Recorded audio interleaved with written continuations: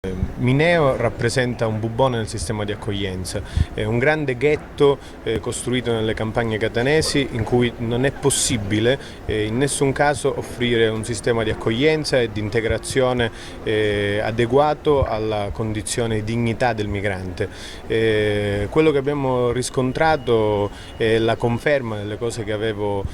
più volte denunciato sulle condizioni insostenibili di vita di migranti che vivono sospesi in un limbo per più di 2 anni senza avere certezza di quello che sarà il proprio destino, in condizioni disastrose dal punto di vista della struttura, delle condizioni igienico-sanitarie, delle condizioni di vita materiale dentro quel centro. Al contrario, tutto questo ha un costo enorme per la finanza pubblica. Il centro di Mineo costa circa 50 milioni di euro l'anno e si spiega la nascita di un centro di queste dimensioni non adatto all'accoglienza solo alla luce di una grande speculazione, di un grande business della disperazione che si può costruire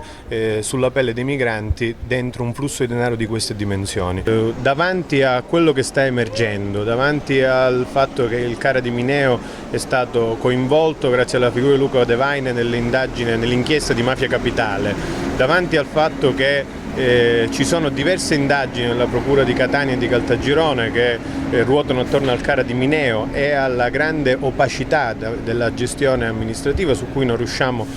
a ricostruire un quadro di certezza. Da ultima la pronuncia dell'Autorità Nazionale Anticorruzione guidata da Cantone sull'illegittimità dell'ultima gara d'appalto da 100 milioni di euro. Io penso che serve un intervento forte dello Stato centrale che appunto prenda in carico la gestione del centro di Mineo affidandola alla protezione civile e metta subito in campo un piano per la dismissione in pochi mesi di questo centro, che è un modello costoso e totalmente inadeguato all'accoglienza. Salvini ha ragione, si dimentica di dire però che lui e il suo partito sono una parte del problema. Il CARA di Mineo è stato istituito dall'allora ministro dell'interno Maroni, che è stato l'ideatore di questo sistema che ha prodotto questa enorme speculazione. Si dimentica di dire che attorno alla vicenda dei migranti si sta costruendo una grande speculazione economica ma anche una grande speculazione politica. Noi abbiamo bisogno di affrontare questo tema con serietà, non abbiamo bisogno di cavalcare le paure delle persone che davanti a una condizione di crisi